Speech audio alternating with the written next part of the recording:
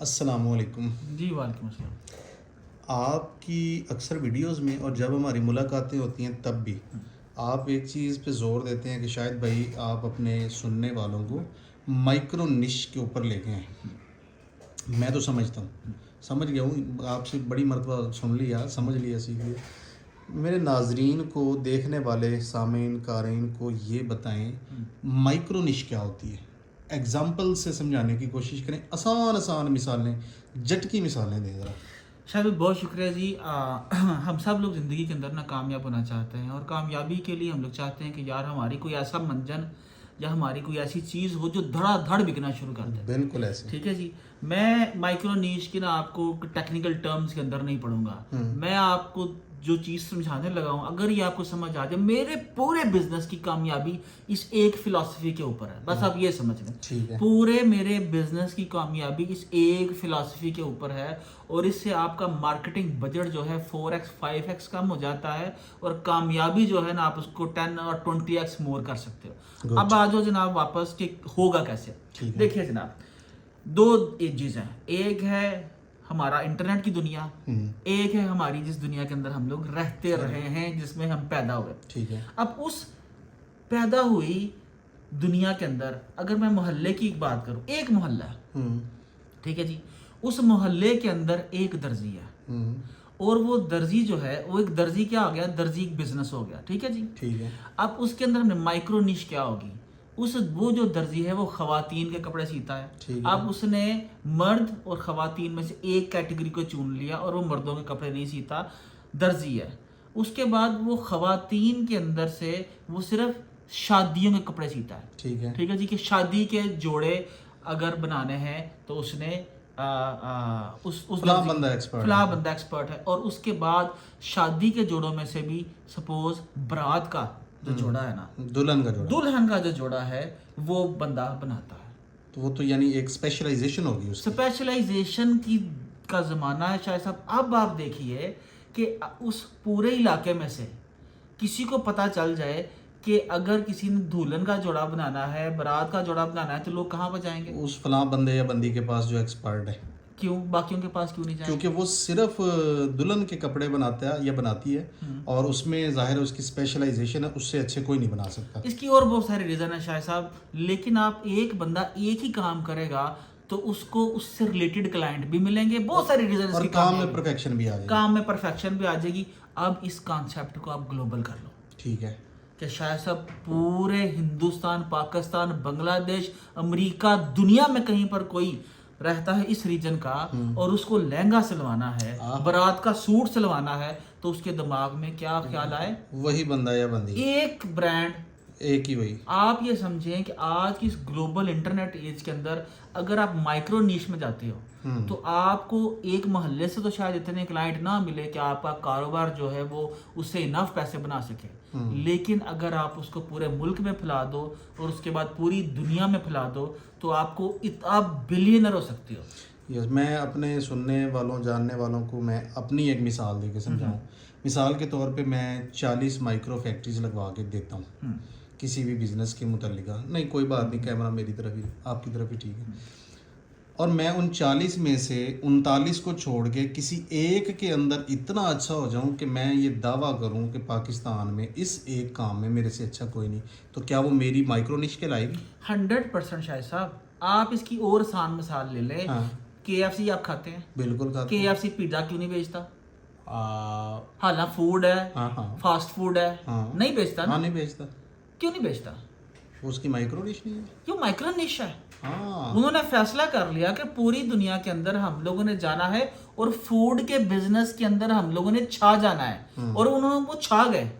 तो जो KFC का जो एक वो बर्गर है, क्रिस्पी बर्गर, वो चिकन बेचते हैं, मटन बेचते हैं? नहीं बेचते। ठीक है जी। तो उन्होंने जो क्रिस्पी बर्गर है उनका, वो उनकी माइक्रो नीश है। अब हम लोग आ जाए इसी तरह, सियालकोट के एक चावल बड़े मशहूर हैं, बग्गा दाल चावल। अच्छा। अब बग्गा दाल चावल जो है वो एक मिनट, कदे खुआए नहीं। तुसी कभी आया नहीं। ठीक है। ठीक है जी। अब बग्गा दाल चावल जो है, मुझे आप किसी ने सियालकोट में दाल चावल खाने हैं तो सियालकोट का हर जो रेस्टोरेंट है आपको दाल चावल देगा, लेकिन लोग बग्गे के पास क्यों जाते हैं? ये उसकी स्पेशलाइजेशन बन चुका है।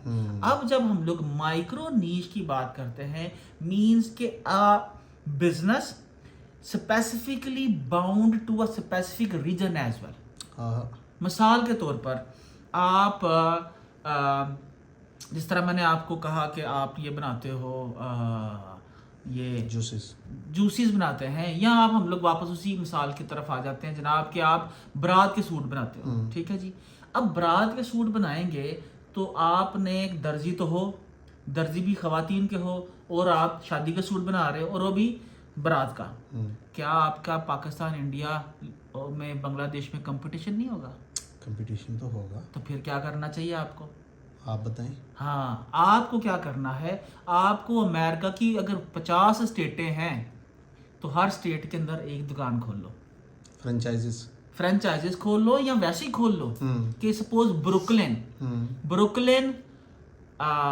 इंडियन क्या उसका नाम है, बारात लहंगा सूट, या ब्रुकलिन सपोज इंडियन लहंगा, या ब्रुकलिन पाकिस्तानी लहंगा। तो आपने ब्रुकलिन के अंदर जो रहने वाले लोग थे उनको बता दिया कि जनाब ये जो इस रीजन के अंदर I am specialising in this. Yes. अब अकाउंटेंट है, अकाउंटेंट जो है, आप क्या करते हो, आपकी एक अकाउंटिंग फर्म है, ठीक है। आपकी अकाउंटिंग फर्म क्या करती है, अकाउंटेंट तो बहुत सारे काम करते हैं। वो आपकी ऑडिट करते हैं, आपके अकाउंट्स मैनेज करते हैं, आपके लेजर्स को मैनेज करते हैं। आप क्या करते हो, अकाउंटेंसी के अंदर ब्रांड्स रजिस्टर कराते हो। यस। ठीक है, ब्रांड्स किसके रजिस्टर कराते हो? हर किस्म के ब्रांड के नहीं शायद साहब, किसके? साबन के ब्रांड आप रजिस्टर कराते हो, सर्फ के आप रजिस्टर कराते हो। ये है माइक्रो नीश। कि पाकिस्तान में अगर किसी ने साबन का ब्रांड रजिस्टर कराना है तो you are the best source. ना रख देंगे लोग शाहिद साबन वाला, कोई गल नहीं, अच्छी गल है। देखो ए ब्रांड बन जाएगा शायद भाई, ठीक है। सानू अगर कोई मतलब करता है तो मेरे ख्याल से उसको करना चाहिए। नहीं, मैं वही समझा रहा हूँ ना कि लोग नाम रख देंगे उसका। आईफोन क्या है, आईफोन आई लगा दिया, फोन बन गया, ठीक है जी। अब आईफोन इसी तरह से हम लोग, अगर ये मैं बात करूं, आईफोन के मुकाबले में क्या कोई कंपनी उठ सकती है? अभी नजर तो नहीं आ रहा, ठीक है। अगर इसके अंदर हम लोग फोन की कैटेगरी में माइक्रो नीश में आए तो क्या होगी शायद साहब?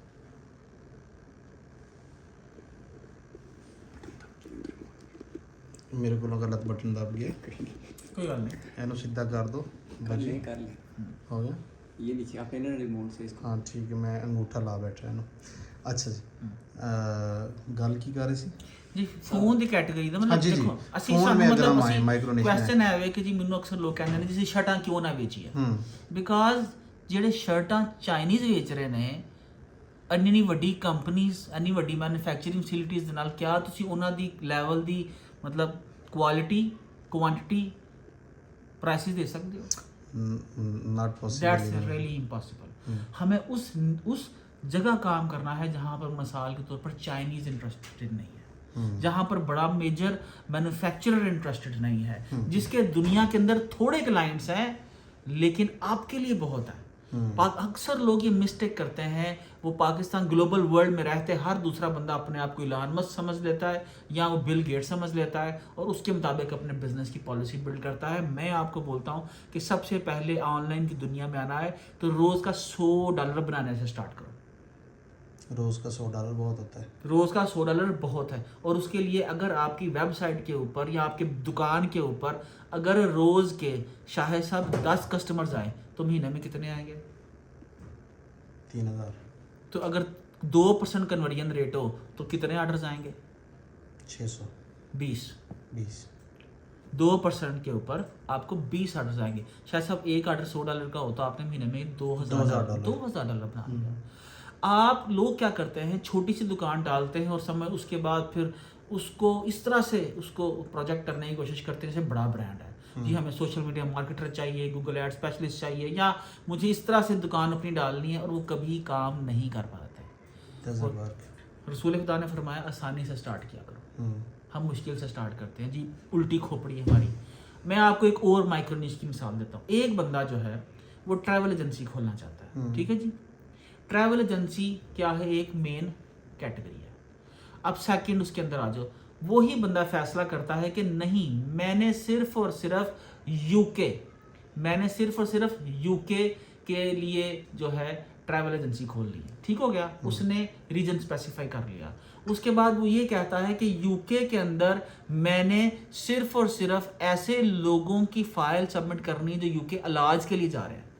अब वो स्पेसिफिकेशन होगी, वो माइक्रो निश होगी। माइक्रो निश अब यूके में इलाज के लिए जा रहे हैं। ठीक है, और अगर उसमें भी इलाज की भी कैटेगरी इलाज की भी कैटेगरी आप चूज कर लेंगे तो शायद साहब ये माइक्रो निश है कि यूके में अगर कोई बंदा दिल के इलाज के लिए जाता है तो वो उस ट्रैवल एजेंट के पास जाएगा। मुझे आप बताइए कि क्या कोई दूसरा ट्रैवल एजेंट उसके मुकाबले में आ सकता है? नहीं आ सकता, बिल्कुल नहीं। परफेक्शन भी होगी, मार्केट में रेट भी compete करने की सलाहियत होगी, और कस्टमर सेटिस्फेक्शन और कस्टमर केयर पे भी जितना काम वो कर सकता है कोई और और नहीं कर जो उसका एक्सपीरियंस बिल्ड होगा, जो उसकी स्पेशलाइजेशन बिल्ड होगी, कोई और उसके पास भी नहीं आ सकता। और आखिरी बात, उसकी जो खास कस्टमर्स होंगे। ठीक है, अगर सपोज किसी शख्स को दिल का मसला है तो वो अपने इर्द गिर्द सारे उस लोगों से जानता होगा कि यार फला बंदे को दिल का मसला था, उसका यूके का केस उस बंदे ने किया। तो इस तरीके से आपको बहुत सारा बिजनेस रेफरल से मिलता है, जो लोग रेफर करते हैं आपको। हाँ, बिल्कुल सही कह रहे हैं।